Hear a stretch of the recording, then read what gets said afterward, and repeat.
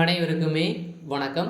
சற்று முன் கிடைத்திருக்கக்கூடிய ஒரு மிக மிக முக்கியமான செய்தி ஒன்று வெளியாகி உள்ளது.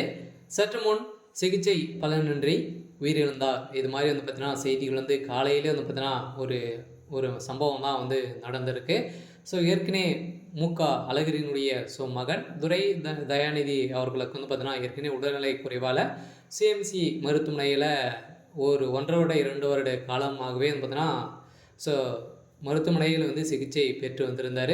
இதைத் தொடர்ந்து சமீப காலத்தில் தான் அவர் வீடு திரும்பியிருந்தார். ஸோ இதைத் தொடர்ந்து மீண்டும் திடீர்னு பார்த்தீங்கன்னா ஒரு மண்டல கோளாறு ஏற்பட்ட சம்பவத்தினால உடல்நிலை குறைவால் மீண்டும் நேற்று இரவு அப்போலோ மருத்துவமனையில் அனுமதி பெற்று இப்போ சிகிச்சை பெற்று வந்திருந்தார்.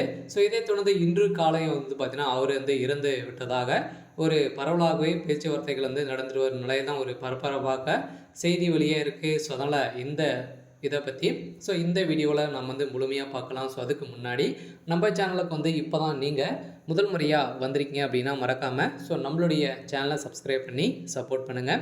ஸோ வாங்க வீடியோக்குள்ளே போகலாம். ஸோ அழகிரியினுடைய மகன் துரை தயாநிதி அவர்கள் பார்த்தீங்கன்னா ஏற்கனவே அவர் எம்பியாக இருந்திருக்காரு. ஏற்கனவே முன்னாள் மத்திய அமைச்சரும் தமிழக முதல்வர் ஸ்டாலினுடைய சொன்னனுமாக அழகிரி அவர் மகன் துரை தயாநிதி அவர்கள் வீட்டில் ஒரு கீழே ஜெரிக்கி மண்டையில் பலத்த காயம் ஏற்பட்ட காரணத்தினால பார்த்தீங்கன்னா அவர் கோமாக்கு சென்றிருந்த நிலையில் இப்போ 294 நாட்களாக மருத்துவமனையில் சிகிச்சை பெற்று வந்திருந்த நிலையில் இந்த நடைப்பில் ஏற்கனவே ஒரு 2 மாதங்களுக்கு முன்னாடி டிஸ்சார்ஜ் ஆகியிருந்தார்.